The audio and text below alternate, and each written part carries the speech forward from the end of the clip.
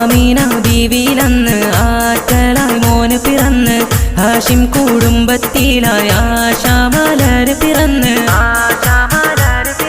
സത്യമതത്തിൻ മുത്തൊളി നൂറ് പിറന്നത് അജബല്ലേ പാരിൻ റഹ്മത്തായില്ലേ മക്ക പതിയിലണഞ്ഞില്ലേ ആമീന ആമീന ബീവിയിലന്ന് ആറ്റലായി മോന് പിറന്ന് ഹാഷിം കുടുംബത്തിലായി ആശാമലര് പിറന്ന്